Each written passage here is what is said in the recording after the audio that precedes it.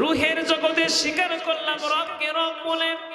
এবার আল্লাহ পাক আপনার আমাকে মায়ের রেহেমের ভিতরে দিলেন, মায়ের পেটে দিলেন। মায়ের পেটে দেওয়ার পরপরই যখন দুনিয়ায় ভূমিষ্ঠ হয়ে গেলাম, ভূমিষ্ঠ হয়ে যাওয়ার পরপরই ওই ব্যক্তির কানে, ওই বাচ্চাটার কানে, ডান কানে আযান আর বাম কানে ইকামাত দেয়া হয়। কি দেয়া হয় না? কত বলেন? আশহাদু আন্না মুহাম্মাদুর রাসূলুল্লাহ।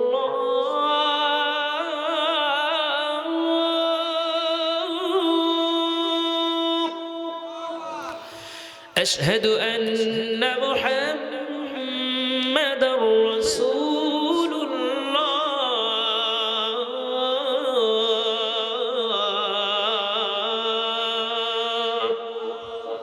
فجر কি বলে? الصلاة خير من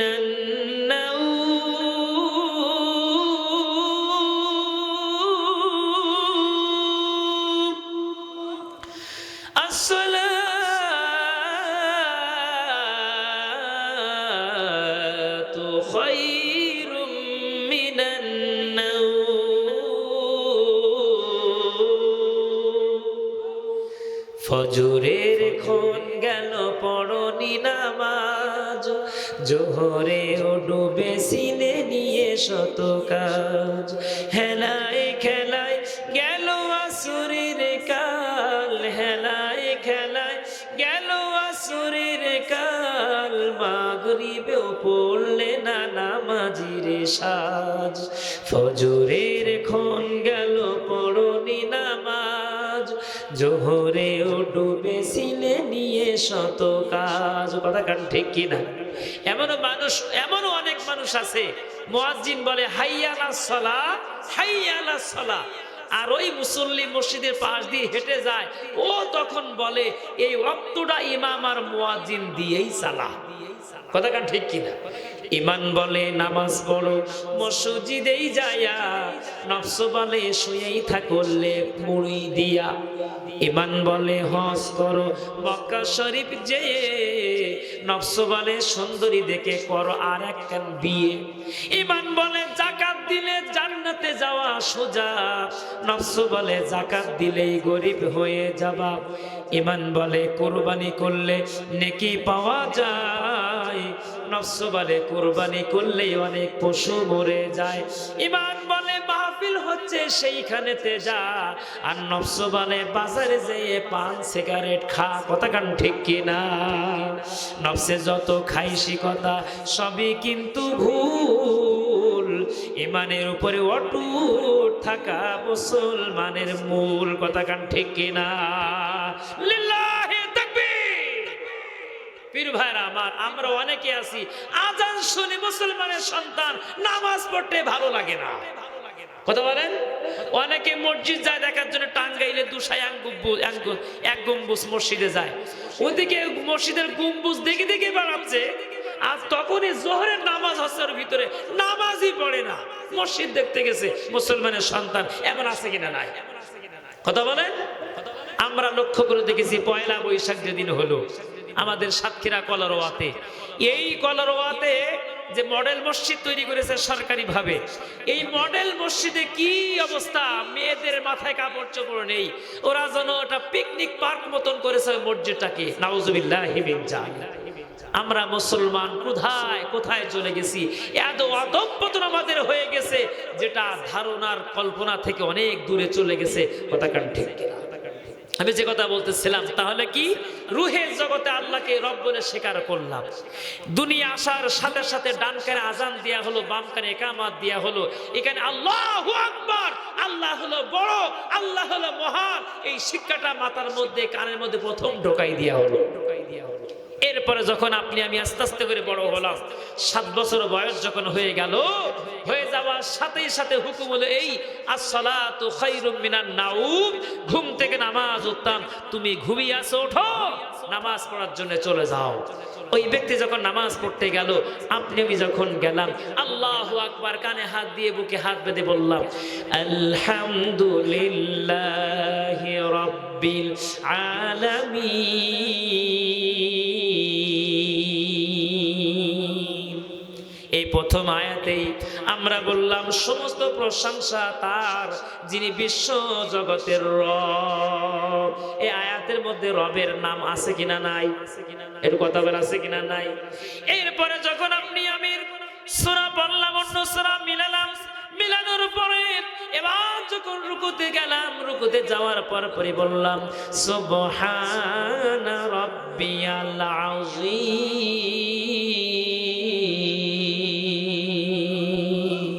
ওখানে বললাম সুবহানা রাব্বিয়াল আযীম। রুকুতে রবের নাম আছে কিনা নাই? কথা বলেন।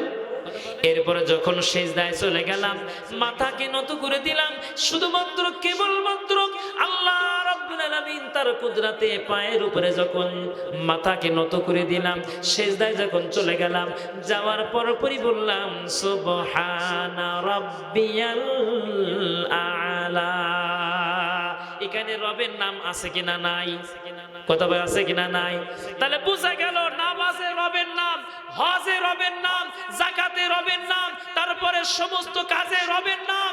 কিন্তু আমরা যখন আল্লাহর জমিনে আল্লাহর দ্বীন বাস্তবায়ন করার পক্ষে যখন কথা বলা হয়, তখন বলে হুজুর এবার মনে হয় রাজনীতি শুরু করে দিয়েছে। কথা বলেন। সব কাজে রবের নাম দিয়েই হয়, কোরআন দিয়ে হয়, কোরআন দিয়ে নামাজ হয়, কোরআন দিয়ে বিয়ে হয়, কোরআন দিয়ে তালাক হয়, কোরআন দিয়ে হজ হয়, সব কিছু হয়। কিন্তু কোরআন যখনই বলে আল্লাহর জমিনে আল্লাহর দ্বীন বাস্তবায়ন করার জন্যই চেষ্টা করো, লিযহিরাহু আলা দ্বীনি কুল্লিহি, সমস্ত দ্বীনের উপরে আল্লাহর দ্বীনকে বাস্তবায়ন করো, তখনই বলে হুজুর কোন দলের লোক? কথা বলেন। তখনই হুজুর ভাগ বিভাগ হয়ে যায়। কথা কান ঠিক কিনা? ও পীর ভাইয়ের আমার কোন দলের জন্য কি এসেছে কোরআন? কথা বলেন। কোরআন এসেছে হুদাল লিন্নাস, মানুষের হেদায়েতের জন্য। কথা কান ঠিক কিনা?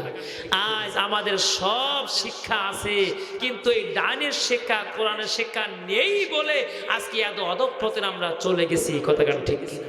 ওই আল্লামা সাইদি হুজুরের উদাহরণ দিয়েই বলি। মাঝি কি বলছে, মাঝি তুমি কি ইতিহাস জানো? বলছে না তো ইতিহাস জানি না। পণ্ডিত বলছে তোমার জীবনে 16 আনা থেকে তোমার জীবনে 4 আনাই নষ্ট। এবার কয়েকবার হাল যখন টেনে সামনে একটু চলে গেছে, এবার মাঝিকে ডেকে বলছে পণ্ডিত, ও মাঝি তুমি কি অঙ্ক জানো, জ্যামিতি জানো? বলছে না তো আমি জানি না। তখন বলছে তোমার জীবনের 12 আনাই নষ্ট, 8 আনাই নষ্ট। এরপরে কিছুক্ষণ সামনে এগিয়ে গেল, যাওয়ার পরে মাঝিকে ডেকে বলছে, ও মাঝি তুমি কি ভূগোল জানো? মাঝি তখন বলছে, পণ্ডিত মশাই আমি বাংলাও জানি না, ইতিহাস জানি না, আমি ভূগোল জানি না, জ্যামিতি জানি না, অঙ্ক জানি না। এবার পণ্ডিত তখন বলছে তোমার জীবনের 12 আনাই নষ্ট। কিছুক্ষণ পরে মাঝি মনটা খুব নরম করে, মনটা খারাপ হয়ে গেছে, কিছুক্ষণ চলছে, হঠাৎ লক্ষ্য করে দেখে যে পশ্চিম গগনে কালো মেঘ জমা হয়ে গেছে। কালো মেঘ দেখে এবার মাঝি পণ্ডিতকে বলছে, ও পণ্ডিত আমার জীবনে বাংলা জানি না, ইতিহাস জানি না, ভূগোল জানি না, জ্যামিতি জানি না, অঙ্ক জানি না, আমার জীবনে 16 আনা থেকে 12 আনাই নষ্ট। ও পণ্ডিত তুমি কি সাঁতার জানো? এবার বলছে না আমি তো সাঁতার জানি না। এবার মাঝি তখন বলছে তুমি বাংলা জানো, ইংরেজি জানো, ভূগোল জানো, অর্থনীতি জানো, তুমি সব কিছু জানো, তোমার জীবনে 16 আনাই পরিপূর্ণ তুমি বলছো, কিন্তু না আমি মনে করি তোমার জীবনে 12 আনাই পরিপূর্ণ, কিন্তু তুমি সাঁতার জানো না, তোমার জীবনটাই হলো সম্পূর্ণই নষ্ট। কথা কেন ঠিক কিনা?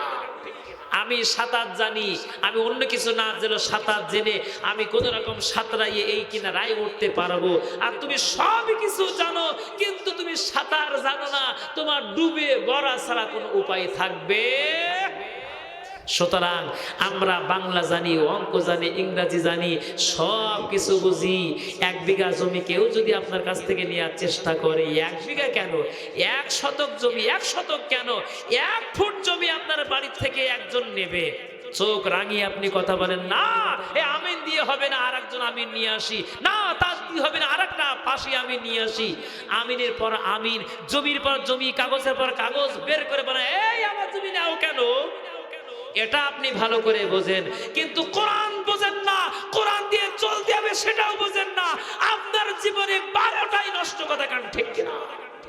সম্মানিত ভাই বাবাজিরা আমার, এবার আমি যে কথা বলতেছিলাম, ক্বালু রাব্বুনাল্লাহ, আল্লাহকে রব বলে স্বীকার করার সাথেই সাথে তার উপরে আসবে জুলুম, নির্যাতন আর নিপীড়ন। প্রিয় ভাইরা আমার, এই জুলুম আর নির্যাতন কেমন আসে বলবো। এবার চলে আসেন, তাতানাজ্জালু আলাইহিমুল মালাইকা আল্লা তাখাফু ওয়া লা তাহজানু ওয়া আবশিরু বিল জান্নাতিল্লাতী কুনতুম তুআদুন।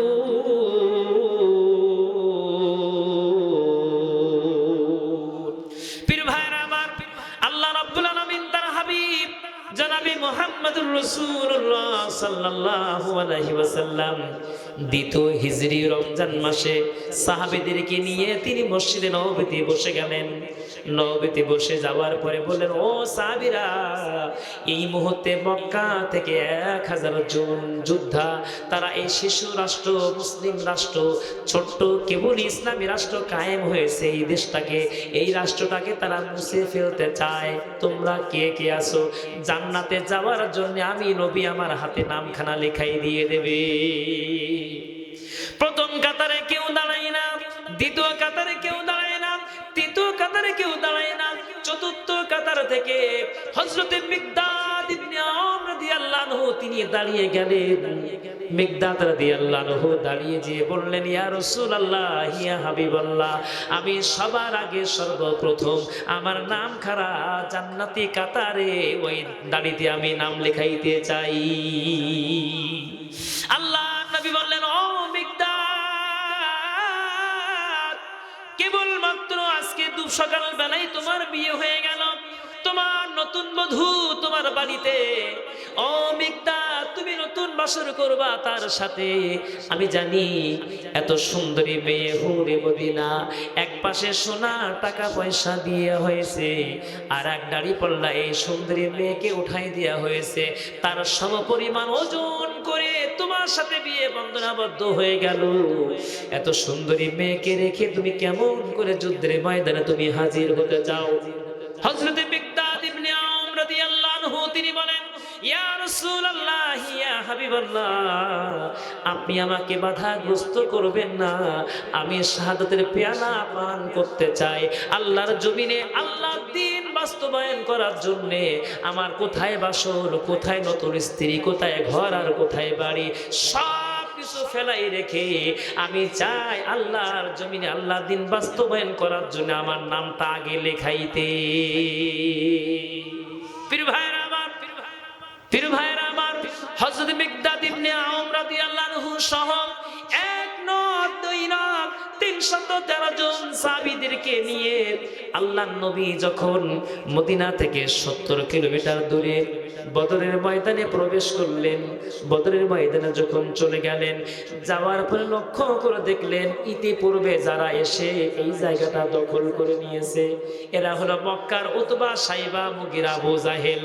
1 না 2 না 1000 সৈন্য নিয়ে, 1000 সৈন্য নিয়ে তারা ভালো জায়গাটা আগে বেছে নিয়েছেন।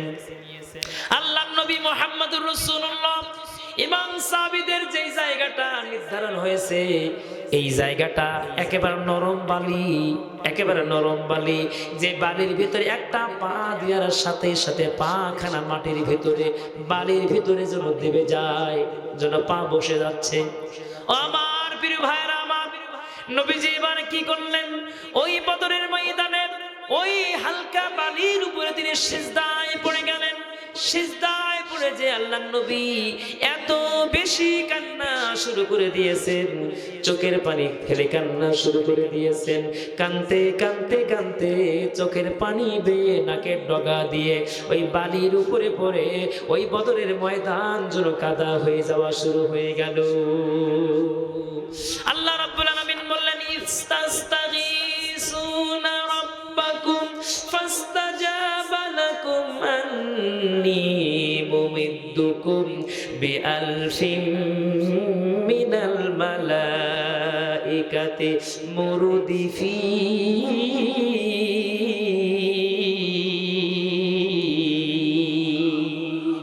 হাবিব আমার, আর চোখের পানি ফেলে এই বদরের ময়দানে আপনাকে ভিজানো লাগবে না, কান্নাকাটি করা লাগবে না। ওরা আপনাকে মারার জন্যে, এই শিশু রাষ্ট্র, ইসলামী রাষ্ট্র ধ্বংস করার জন্যে 1000 সৈন্য নিয়ে এসেছে। ওরা অস্ত্র শস্ত্র বেশি, আপনার অস্ত্র কম। ওদের তরবারি বেশি, আপনাদের তরবারি কম। ওদের উট বেশি, আপনাদের উট কম। ওদের ঘোড়া বেশি, আপনার ঘোড়া কম। শুধু তাই না, সব কিছু দিক থেকে আপনি কম। কিন্তু না না না, বিচলিত আপনি হবেন না। আপনি রবকে রব বলে স্বীকার করেন, আল্লাহর জমিনে আল্লাহর দিন বাস্তবায়ন করার জন্যে বদরের এই প্ল্যাটফর্মে যখন আপনি এসেছেন, চোখের পানি আপনি ফেলেছেন।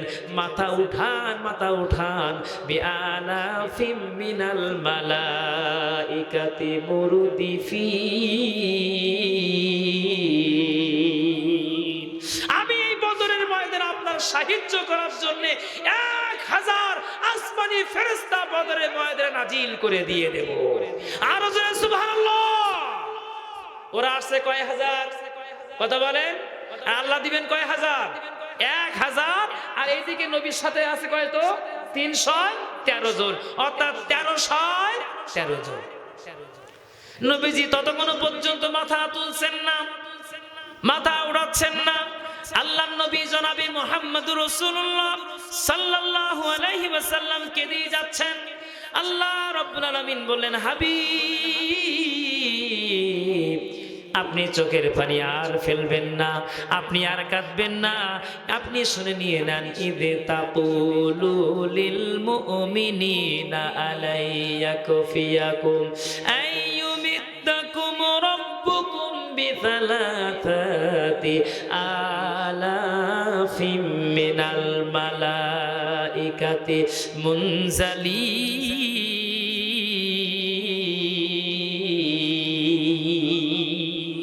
হাবিব, টেনশন নেওয়ার প্রয়োজন নাই। ওরা এসেছে আপনাকে মারার জন্য 1000। আমি 1000 আপনারা দিলাম, আপনি নিলেন না। আপনি শুনে নিয়ে নেন, যদি ধৈর্য ধারণ করে এই বদরের ময়দানে টিকে যদি থাকতে পারেন, আমি রব্বুল আলামিন ঘোষণাখানা করে দিলাম, বিসালাসাতি, অর্থাৎ 3000 ফেরেশতা বদরের ময়দানে নাজিল হয়ে যাবে।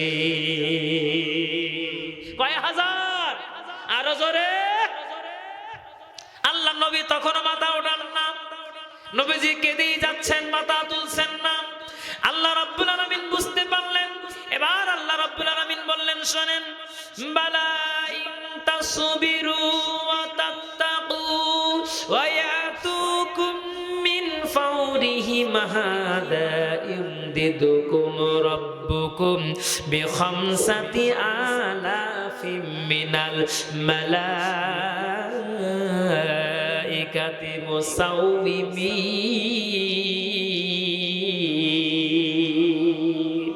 আমার প্রিয় হাবিব, যদি তারা আপনার উপরে আঘাত করে, যদি তারা আঘাত আপনার উপরে আগেই করে, আপনি শুনে নিয়ে নেন, আমি 1000 দিলাম, সন্তুষ্ট হলেন না। 3000 দিলাম, সন্তুষ্ট হলেন না। আমি আপনার জন্য ঘোষণা করে দিলাম, তাতানাজ্জালু আলাইহিমুল মালাইকা, ফেরেশতা তো নাজিল করব আমি আপনার জন্য বিখামসাতি আলাফিম মিনাল মালাইকাতি মুসাউমিমিন। আমি রব্বুল আলামিন 5000 সৈন্য ঘোড়া সহ আমি বদরের ময়দানে নাজিল করে দিয়ে দেব। লিল্লাহি তাকবীর। আমার নবীজি তাও মাথা তোলে না, মাথা উড়াচ্ছেন না। নবীজিকে বলা হলো কয় হাজার? আরো জোরে বলেন। ওরা আসছে কয় হাজার? 1000। প্রিয় ভাইরা আমার, আল্লাহ নবী যখন মাথা তুলছেন না, আল্লাহ রাব্বুল আলামিন তিনি বুঝতে পেরেছেন নবীজির মনের কথা। সুতরাং প্রিয় ভাইরা আমার, মানুষ সৃষ্টি করেছেন কে? খবর রাখেন কে? আল্লাহ রাব্বুল আলামিন বলেন, ওয়া লাকাদ খালাকনাল ইনসান ওয়া না'লামু মা তুওয়াসবিসু বিহি নাফস ওয়া নাহনু আকরাবু ইলাইহি মিন হাবলিল ওয়ারিদ।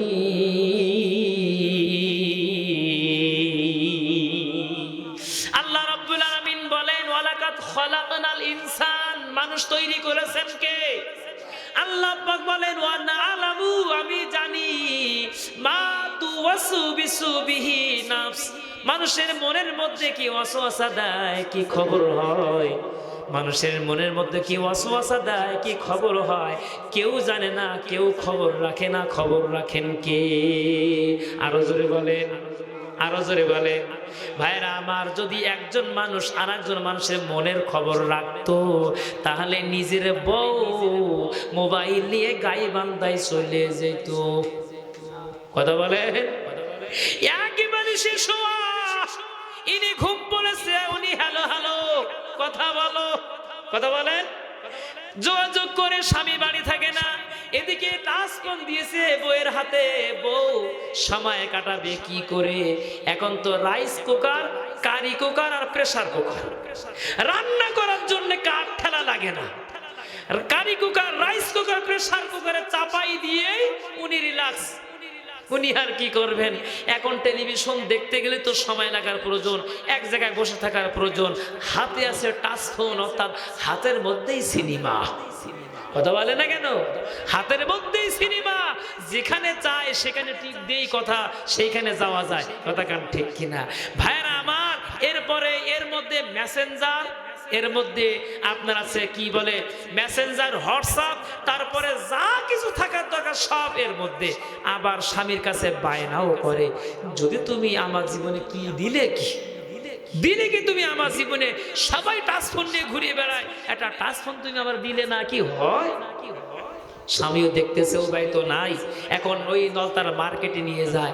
আর মার্কেটে আমরা যখন নিয়ে যাই, এতিমের মতন আমরা দাঁড়িয়ে থাকি।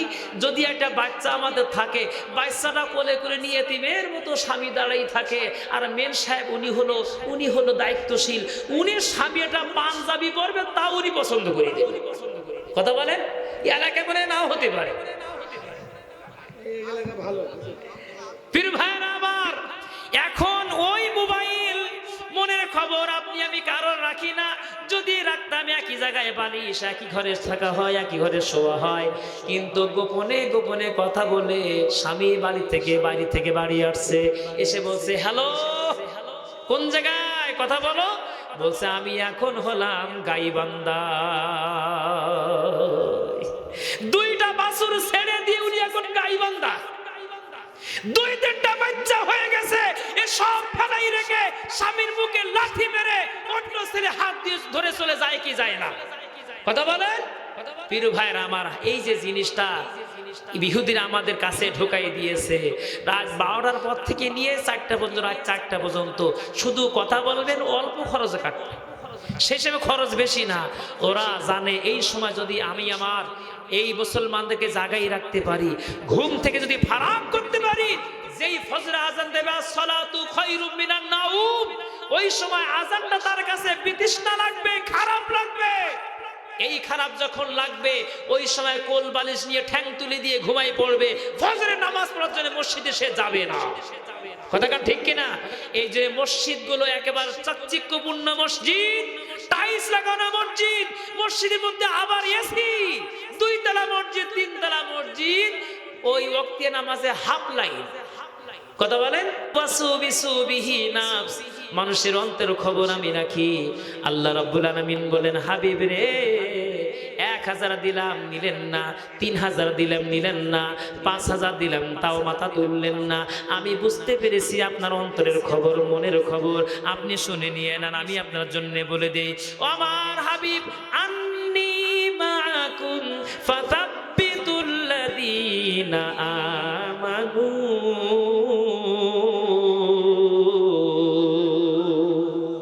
ইয ইউহি রাব্বুকা ইলাল মালাইকা।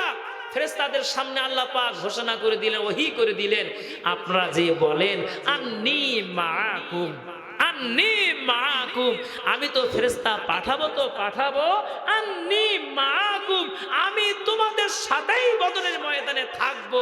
জোরে বলেন সুবহানাল্লাহ। আল্লাহ যদি কারোর সাথে থাকে, ভয় কি লাগে? কথা বলেন।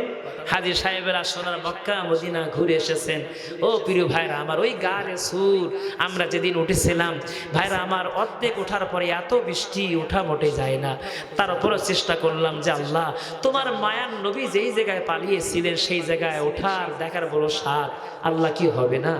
অনেক চেষ্টা করে যখন প্রবেশ করলাম সেই সময় মনে পড়ে গেল এই সেই জায়গা ইজহুমা ফিল গর, এই সেই গুহা, এই সেই গর্ত যেই জায়গায় আমার প্রিয় হাবিব জনাবে মুহাম্মদুর রাসূলুল্লাহ সাল্লাল্লাহু আলাইহি ওয়াসাল্লাম তিনি আবু বকর সিদ্দিকের উরুর উপরে মাথা দিয়ে বিশ্রাম নিচ্ছিলেন। আবু বকর সিদ্দিক তিনি বললেন, ইয়া রাসূলুল্লাহ, ওই লক্ষ্য করে দেখেন কাফের বেদিনরা মনে হয় সংবাদ পেয়ে গেছে, তারা মনে হয় আমাদেরকে বুঝতে পেরেছে গুহার মধ্যে আমরা আছি। লক্ষ্য করে দেখেন ওরা আমাদের গুহার দিকে চলে আসতেছে, একটুখানি মাথা নিচু করলেই তারা আমাদের দেখতে পেয়ে যাবে, আমাদেরকে পিঠ মোড়া দিয়ে বেঁধে আমাদেরকে টেনে নিয়ে চলে যাবে, আমাদের উপরে নির্যাতন নিপীড়নের স্টিম রোলার চলবে। আল্লাহ রাব্বুল আলামিন তার হাবিব তিনি বললেন, চিন্তা করুন না, লা তাহজান ইন্নাল্লাহা মা'ানা, চিন্তা করো না, ভয় করো না, এইখানে তুমি আর আমি দুইজন নয়, এখানে আল্লাহ আমাদের সাথেই আছে।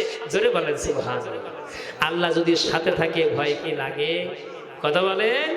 আল্লাহ যাদের সাথে ছিল তারা মৃত্যুকে পরোয়া করেনি, ফাঁসির কাষ্ট যখন দেখেছে মিসকি মিসকি হেসেছে আর বলেছে এই ফাঁসি দিয়ে আমাকে দুনিয়া থেকে বিদায় করে দেয়া হবে, কোনো টেনশন নাই, কোনো চিন্তা নাই, এই পারে দুনিয়া আর ওই পারে হলো আল্লাহর জান্নাত। কথা গান ঠিক কিনা? যার কারণে তারা ফাঁসির দড়ি তারা আনন্দে তারা চিত্তে তারা বুকের মধ্যে গলার মধ্যে তারা পরে নিয়েছে। কথা গান ঠিক কিনা? পীর ভাইরা আমার, আল্লাহর নবী যখন এই শুনলেন, হাবিব চিন্তা করবেন না, আমি আপনার সাথেই আছি, ফেরেশতাদের সাথেই আছি। আল্লাহর নবীর সাথে সাথে বদরের ময়দান থেকে মাথা কানা তুললেন। বদরের ময়দান থেকে মাথা যেই তুললেন, আবু বকর সিদ্দিক রাদিয়াল্লাহু আনহু লক্ষ্য করে দেখলেন আল্লাহর নবীর চোখের মধ্যে পানি আর তার মুখের মধ্যে হাসি। আল্লাহ পাক কি পারেন না? কথা বলেন, পারেন না?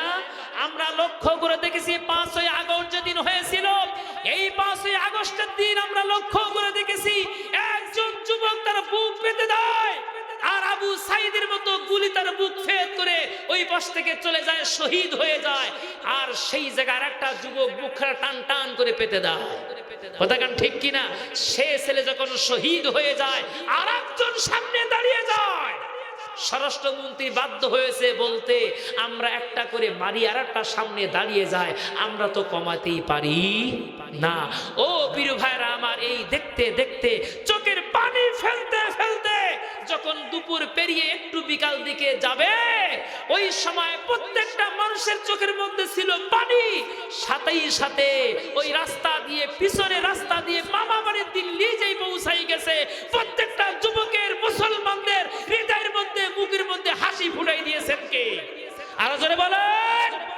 তাহলে আল্লাহ কি পারে না? কথা বলেন। যেই আল্লাহ চোখের পানি দেয় সেই আল্লাহ মুখের হাসি দিতে।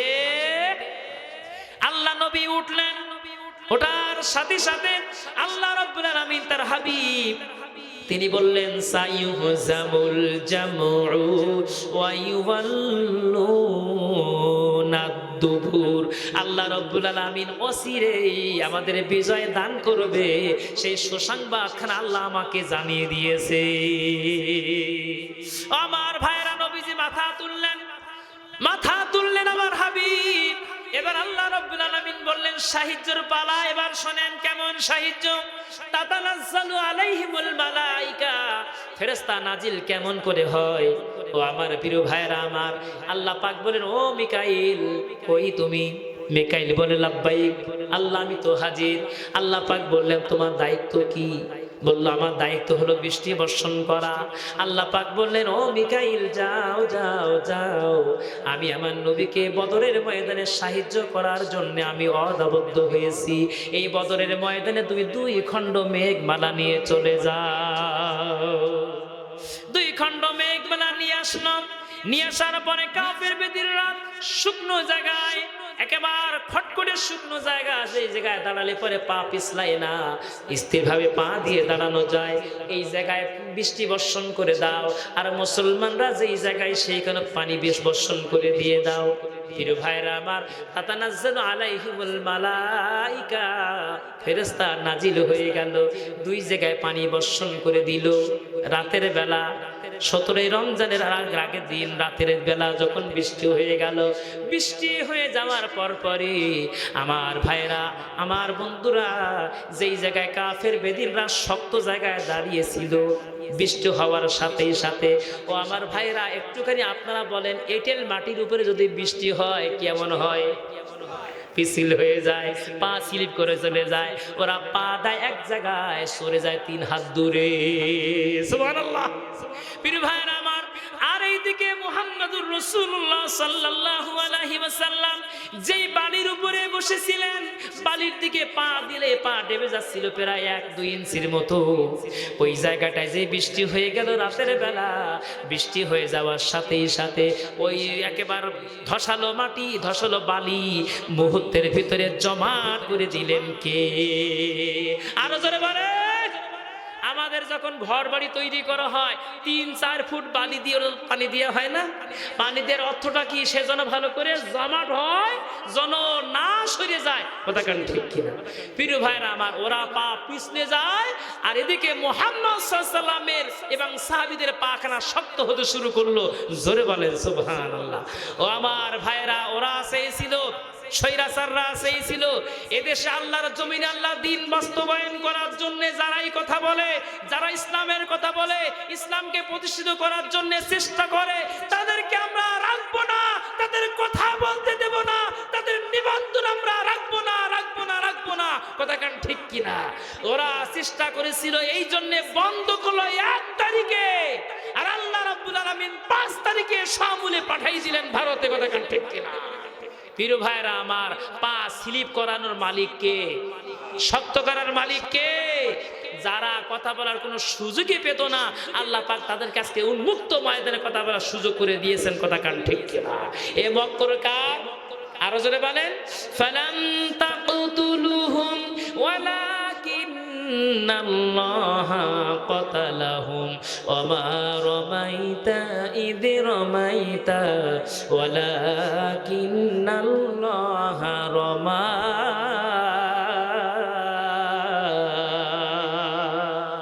আল্লাহ রাব্বুল আলামিন তার প্রিয় হাবিবকে ময়দানে এবার বললেন, হাবিব রে, এই বদরের ময়দানে আমি ফেরেশতা দিয়ে সাহায্য করলাম, হাতের মধ্যে বালি নেন।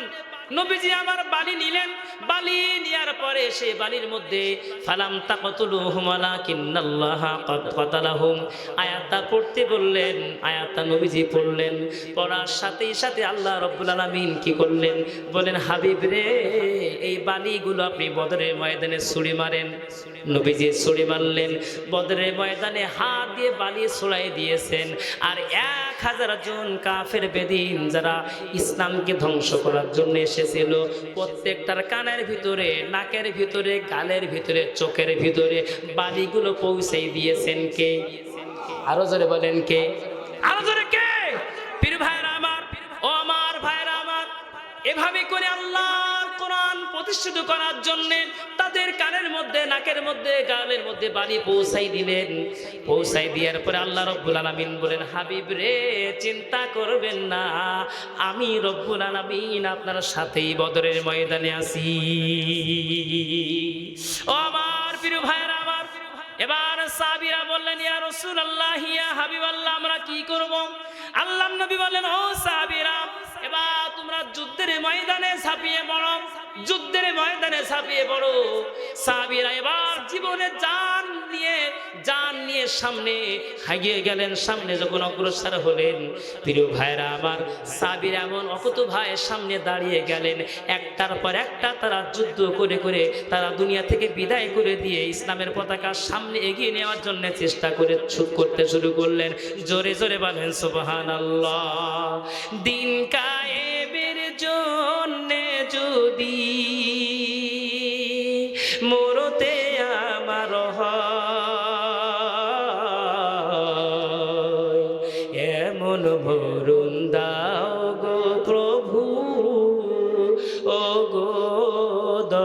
দয়াময় এমন মরণ দাও গো প্রভু ও গো দয়াময় আল্লাহ তাআলার হুকুম শোনো যুদ্ধে বাহির হও না কেন মাজলুমানের কান্না তোমার কেমনে প্রাণে সয় এমন জীবন দাও গো প্রভু ও গো দয়াময় এমন মরণ দাও গো প্রভু ও গো দয়াময় আমি যুদ্ধে যাব শহীদ হব জীবন ফিরে পাই যদি ফের শহীদ হতে চাই আমি ফিরদাউসের স্বপ্নে বিভোর ত্যাগের মহিমায় বুকটা যদি এমন হতো থাকতো সাহস আলীর মতো আশুক যত বাধার প্রলয় আর করি না ভয় এমন মরণ দাও গো প্রভু ও গো দয়াময় এমন মরণ দাও গো প্রভু ও গো দয়াময় আল্লাহুম্মা আমিন। প্রিয় ভাইরা আমার বদরের ময়দানে আল্লাহর নবী সকলকে বললেন যুদ্ধের জন্য প্রস্তুতি নাও সবাই প্রস্তুতি নিল নবীজি বললেন রোজা ভেঙে ফেলো সাহাবীরা রোজা ভাঙতে চায় না নবীজি রোজা ভাঙার জন্য বললেন তাও কেউ ভাঙতে চায় না যেহেতু 17ই রমজান রোজা রাখা অবস্থায় যুদ্ধ আল্লাহ নবী এবার কি করলেন একটা টিলার উপরে দাঁড়িয়ে গেলেন উঁচু জায়গায় দাঁড়িয়ে গেলেন উঁচু জায়গায় দাঁড়িয়ে যাওয়ার পরে নবীজি কি করলেন ওই যুদ্ধের ময়দানে নিজে দাঁড়িয়ে দাঁড়িয়ে পানি খানা পান করলেন ও আমার ভাইরা আমরা অনেকে আছি চা দাঁড়িয়ে দাঁড়িয়ে পান করি পানি দাঁড়িয়ে দাঁড়িয়ে পান করি কোনো কিছু খাওয়ার দরকার হলে বাম হাত দিয়ে দাঁড়িয়ে দাঁড়িয়ে খাই এমন লোক আছে কিনা নাই কথা বলেন কিন্তু ভাইরা আমার কয়টা জায়গায় দাঁড়িয়ে পানি পান করা যায় তার 1 নম্বর জায়গা হলো যুদ্ধের ময়দানে কোন মানুষ যদি যুদ্ধের ময়দানে দাঁড়ায় সে দাঁড়িয়ে পানি পান করতে পারবে আমার প্রিয় ভাইরা যুদ্ধের ময়দানে আল্লাহর নবী দাঁড়িয়ে পানি পান করলেন খাদ্য খাইলেন খুরমা খাইলেন সাহাবীরা দেখে দেখি সকলে রোজা ভেঙে ফেললো পেটে বল করলো ইসলামের জন্য বিজয়ের জন্য জোরে বলেন মারহাবা আমরা অনেকেই মনে করি নামাজটাই হলো ইসলাম রোজাটাই হলো ইসলাম ও আমার ভাইরা শুধুমাত্র নামাজ আর রোজা যদি ইসলাম হতো যুদ্ধের ময়দানে নবীজি রোজা ভেঙে যুদ্ধের ময়দানে বদরের যুদ্ধ করতো না কথা কান ঠিক কিনা ভাইরা আমার জোহরের সময় হয়ে গেল যুদ্ধ করতে করতে ওই জোহরের সময় নবীজি আমার নামাজ পড়ার জন্য সাহাবীদেরকে বলেন ও সাহাবীরা আসো নামাজে আসো না যখন আল্লাহ পাক বললেন হাবিব রে যদি এই মুহূর্তে যুদ্ধ বন্ধ করে দিয়ে আপনি নামাজে যান কাফের বেদিনরা চতুর্দিক থেকে ঘিরে ফেলবে আপনারে ঘিরে ফেলার পরে নির্যাতন নিপীড়ন তারা শুরু করে দিয়ে দেবে এইখানে ইসলামের 12টা তারা বাজিয়ে তারা ছাড়বে সুতরাং আপনি নামাজ কাজা করেন বদরের ময়দানে আল্লাহর নবী 4 ওয়াক্ত নামাজ কাজা করেছেন কয় ওয়াক্ত কথা বলে কয় ওয়াক্ত কিসের জন্যে আল্লাহর জমিনে আল্লাহর দ্বীনকে বাস্তবায়ন করার জন্যে আমরা বলি ওই ব্যক্তি নামাজ কালাম পড়ে সারাদিন আল্লাহর তসবিহ হাত থেকে সরে না ওইটা লোকটা মনে হয় সবচেয়ে বড় ধনী সবচেয়ে বড় পরহেজগার ব্যক্তি সলিমদ্দি ইল্লাল্লাহ ইল্লাল্লাহ ইল্লাল্লাহ ইল্লাল্লাহ এরকম করে জিকির করতেছে আল্লাহকে জিকির করতেছে একটুখানি খেয়াল করেন সলিমদ্দি জিকির করতেছে আর একজন ব্যক্তি তার নাম হলো ধরেন আব্দুল ওয়াহাব কিংবা আব্দুর রহমান ভালো হাজার দানা তসবিহ নিয়ে জিকির করতেছেন পাশে আব্দুর রহমানের ক্ষেত, ধান ক্ষেত। ওই ধান খেতে একটা ছাগল পড়ে, নতুন ধান শীষকে বলি গজাইছে, একেবারে খেয়ে পয়মাল ডাকাই দিচ্ছে, শেষ করে ফেলতেছে। ওই দিকে তাকায় আর বলে আব্দুর রহমান ভালো, আব্দুর রহমান ভালো, আব্দুর রহমান চাচা ভালো। এই সংবাদ যদি আব্দুর রহমানের কানে যায়, সে কি বলবে? আমার জিকির করতেছো আর আমার ধান পাশে ছাগল খেয়ে নেয়, একবারের জন্য তুমি হাকাত দিলে না, একবারও তুমি তাড়ালে না, তুমি আমারে ভালোবাসো, এটা আমি মানি না, মানি না। কথা কান ঠিক কিনা? ও আমার প্রিয় ভাইরা আমার, হজ করতে যায় আল্লাহর হুকুম নিয়ে, আর এখানে যে বলি লাব্বাইক লাব্বাইক লা শারীকা লাকা লাব্বাইক, আল্লাহ তোমার দরবারে আমি হাজির, আমি শিরিক করি না, আমি কারোর আইন মানি না, কারোর হুকুম মানি না, কারোর গোলামি করি না, কারোর দাসত্ব করি না, একমাত্র আল্লাহ তোমার ছাড়া। এই কথা আল্লাহর সামনে বললাম, বলার পর দুনিয়ায় চলে আসলাম, অর্থাৎ বাংলাদেশে চলে আসলাম। বাংলাদেশে চলে আসার পরে রবকে রব বলে কেমন করে স্বীকার করলাম? রবকে রব বলে যদি স্বীকার করা হয়, নিজের ব্যক্তিত্ব বলে কিছু থাকবে না, সবগুলো সঁপে দিতে হবে কার সামনে?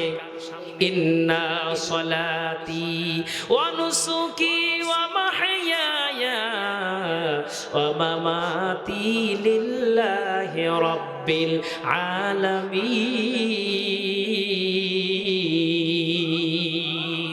আমার জীবন, আমার মরণ, আমার বন্দেগী কবুল করো,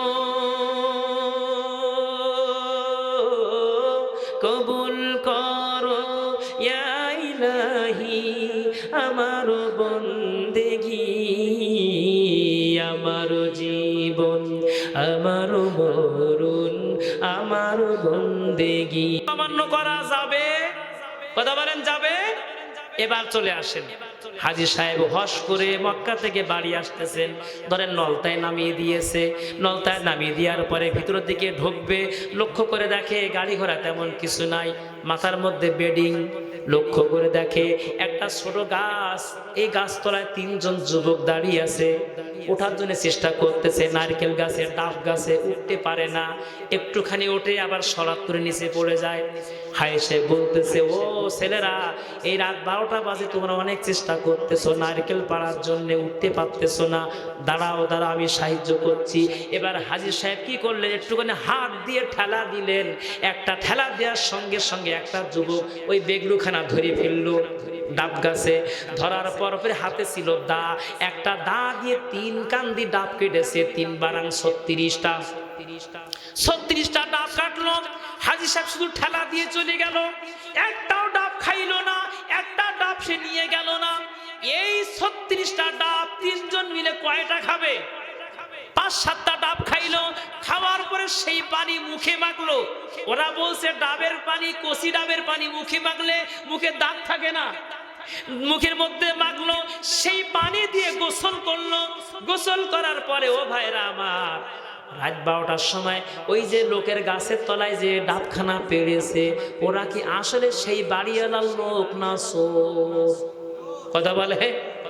এখন চোরেরা যে চুরি করলো আর ডাবগুলো খাইলো, এই যে গোনা 3 জনের নামে হইলো, এর অংশের অংশ হাজী সাহেব একটুখানি পাবে কিনা? কথা বলেন, পাবে কিনা? পাবে কেন ভাই? ওই হাজী সাহেব একটা ডাবও খাইনি, নিজের দেহের মধ্যে মাখিনি, মুখের মধ্যে মাখিনি, তারপরে ওই যে সওয়াব, ওই যে গুনাহ কেন হবে? কথা বলেন। একটুখানি হাত দিয়ে কি করেছিল? ঠেলা মেরেছিল। কথা কান ঠিক কিনা? এবার চলে আসেন 5 নম্বর পারা 10 নম্বর পৃষ্ঠা, সূরা আন-নিসার 85 নম্বর আয়াত। মাইয়াশফা শাফাআতান হাসানাতাই ইয়াকুল লাহু নাসীবুম মিনহা ওয়া মাইয়াশফা শাফাআতান সাইয়্যাতাই ইয়াকুল লাহু কিফলুম মিনহা ওয়া কানা আল্লাহু আলা কুল্লি শাইইন মুকিতা।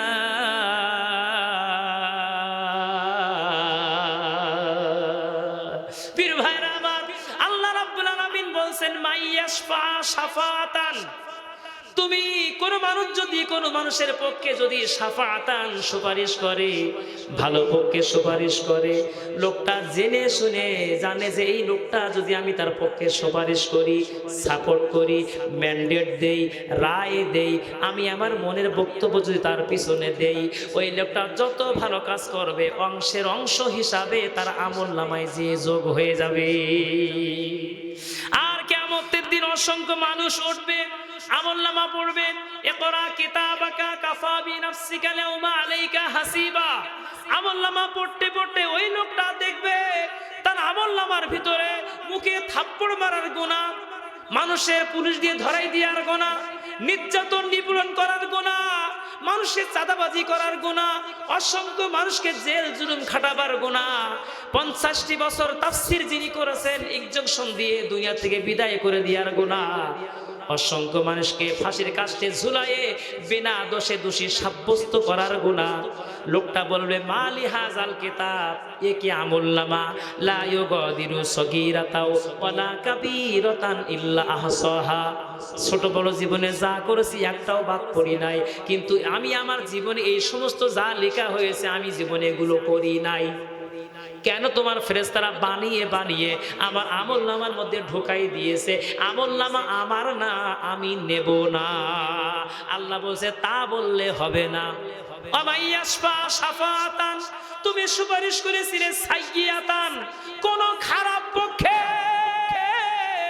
তুমি জানো তোমার রায় নিয়ে, তোমার ম্যান্ডেট নিয়ে এই লোকটা কোনোদিন ভালো কাজ সে করবে না।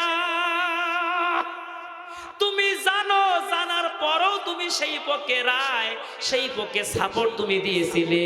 এই সাপোর্ট দেওয়ার কারণে যে অংশের অংশ সে গুনাহ করেছে, এই অংশের অংশ হিসাবে আমি আল্লাহ লা যুলমাল ইয়াউম, জুলুম আমি করি নাই, তোমার আমলনামায় সে অংশের অংশ আমি পাঠাই দিয়েছি। আবার আরাফাত রহমান হৃদয়, আজকে তার দাদু তার আব্বারা যে গাছটা লাগিয়েছে সুন্দর আম সামনে, এখন যদি এই আম গাছটা এরকম মিষ্টি নাম হয়ে যদি আব্দুর রাজ্জাক সাহেব ওনার বাড়িতে অনেক নার্সারি আছে, ওইখান থেকে কুলিয়া থেকে একটা গাছ নিয়ে আসতো, এই গাছটা লাগালো, লাগানোর পরে এমন আম হলো, বাবারে বাবা, যারে বলে বাদুরে বোবা, একবার বাদুর কামড় দিলে এই পথ দিয়ে আর উঠতেও আসে না। এরকম যদি আম হয়, এখন ওই আম গাছের গোড়ায় 10 কেজি চিনি, 3 কেজি আপনার আছে চিট গুড়, এই সবগুলো দিয়ে এলাকার মসজিদে ইমাম মুয়াজ্জিন মুসল্লিদেরকে নিয়ে খাওয়াইয়ে দাওয়াইয়ে দোয়া করাই নিলে, আল্লাহ যেন ফজলি আম হয়, আল্লাহ যেন লিরামবড়ি হয়, গোপাল ভোগ হয়, আল্লাহ যেন ভালো আম হয়, ল্যাংড়া আম হয়। আচ্ছা, ল্যাংড়া আম এত ভালো, ল্যাংড়া নাম রাখছে কেন ভাই? আমার তো বুঝেই আসে না, এত ভালো আম ল্যাংড়া কেন রাখলো? যাই হোক, এই দোয়া করাই নিল, পরবর্তী বছর আম যখন হবে ওকে মিষ্টি হবে, কথা বলে মিষ্টি হবে। মিষ্টি যদি না হয়, ইমাম সাহেব বলে ওয়াজআলনা লিল মুত্তাকিনা ইমামা, হায় আল্লাহ, আমরা যাদেরকে ইমাম বানিয়েছি, ইমাম মানে নেতা, ইমাম মানে চেয়ারম্যান, ইমাম মানে মেম্বার, ইমাম মানে প্রেসিডেন্ট, ইমাম মানে এমপি, এরা সমস্ত ব্যক্তিদেরকে নেতা বানাইছি, ওয়াজআলনা লিল মুত্তাকিনা ইমামা, আল্লাহ এদেরকে মুত্তাকি বানাই দাও, পরহেজগার বানাই দাও, নেককার পরহেজগার বানাই দাও। আল্লাহ কোনোদিন যেন চাইল গম তারপর রাস্তাঘাটের কালভার্টের রড মেরি না খায়। দোয়া করতেছেন মসজিদে ইমাম সাহেব, আল্লাহুম্মা আমিন বলে মুখে আপনি মুছতেছেন। হাজারো দোয়া করলে, আম গাছ যেমন দোয়া করলে পরিবর্তন হবে না, ঠিক তেমনি এই দোয়া নেতার পিছনে করলে নেতাকে পরিবর্তন হবে। আরো জোরে বলেন। সুতরাং রবকে রব বলে শেখার যদি আপনি আমি করি, কোন অবস্থা ইসলাম থেকে, গণ্ডি থেকে বের হওয়া যাবে না। প্রিয় ভাইরা আমার, এজন্য মানতে হবে রব বলে কাকে? আরো জোরে বলেন, আল্লাহকে মানতে হবে। আল্লাহকে যদি রব বলে আমরা মানতে পারি, দুনিয়ায়ও শান্তি, পরকালেও শান্তি। ভালো থেকো বন্ধু, যদি বেঁচে থাকি, দেখা হবে আবার। চারিদিকে মৃত্যুর হাহাকার শুনি, ক্রন্দন হৃদয়ে সবার। মনটাকে ধুয়ে মুছে সাফ করে না, বেলা বুঝি হয়েছে যাওয়া, দেখা হবে আবার।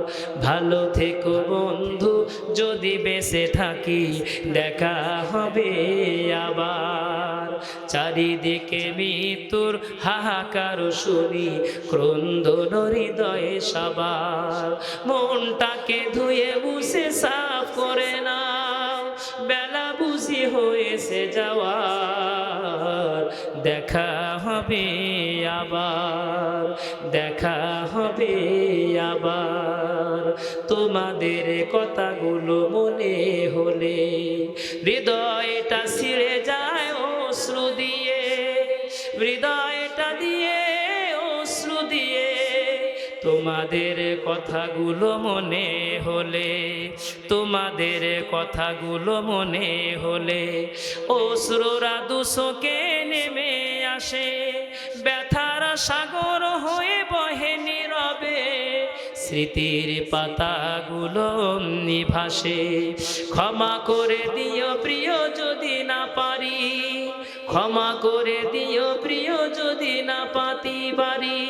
কোরআন হাদিস শোনাবার, দেখা হবে আবার, দেখা হবে আবার, দেখা হবে আবার। সকলে বলে আল্লাহুম্মা আমিন। প্রিয় ভাইয়ের আমার, আমাদের প্রিয় মোহাম্মদ আরাফার রহমান হৃদয় আজকে ষষ্ঠ বার্ষিকী, 6 বছর হয়ে যাচ্ছে, দুনিয়া ছেড়ে বিদায় নিয়ে চলে গেছে। নানার বাড়িতে মসজিদের পাশে কবর দেয়া রয়েছে। মসজিদের পাশে কবর হওয়া আল্লাহ পাকের রহমত যার হয় সেই ব্যক্তি হতে পারে, যেটা কাজী নজরুল কত সুন্দর করে বলেছিল। মসজিদেরই পাশে আমার কবর দিও ভাই, যেন গরু থেকে ওই মুয়াজ্জিনের আজান শুনতে পাই। আল্লাহ পাক সেই দোয়া কাজী নজরুল ইসলাম তারও কবুল করেছেন। মসজিদের পাশে তার কবর হয়েছে। আমার আরাফাত হোসেন হৃদয় তারও কবর হয়েছে মসজিদের পাশে। তার জন্য আমরা প্রাণ খুলে দোয়া করব। তার আব্বা, তার মা, তার দাদা দাদি, নানা নানি এবং আপনারা আমরা সবাই হৃদয়ে আমাদের ভরাক্রান্ত, হৃদয়টা আমাদের ভেঙে গেছে। আজকে দুনিয়া ছেড়ে বিদায় নিয়ে চলে গেছে। ওই সন্তানটা আব্বা বলে ডাকতো, ওই সন্তানটা মা বলে ডাকতো। এই দুনিয়ায় সন্তান যারা চলে যায় সেই বুঝে কি রত্ন আমরা হারিয়ে ফেলেছি। ও প্রিয় ভাইরা আমার, অনেকটা বিয়েতে যাওয়ার সুযোগ আমার হয়েছে। লক্ষ্য করে দেখেছি, যখন মেয়েটাকে ছেলের কাছে অর্থাৎ ওই জামাইয়ের কাছে যখন শপথ করে দিয়ে দেবে, বাপকে খোঁজা হয়, বাপ এপাশে ওপাশে, এ ঘরের করে ও ঘরের করে শুধু লুকাতে থাকে, সামনে মোটে আসতেই চায় না, সামনে আসতেই চায় না। সবাই মিলে যখন তার সামনে নিয়ে আসা হয়, 18-20 বছরের মেয়েটা ছোট্ট বাচ্চার মতো হাউ মাউ করে বাপের গলা জড়াই ধরে চোখের পানি ছেড়ে কান্না শুরু করে দেয় আর বলে, বাবা, এমন ঘরে এমন বাড়িতে আমি যাচ্ছি, জানি না আমার স্বামী কেমন হবে, আমার শ্বশুর শাশুড়ি আমার কেমন।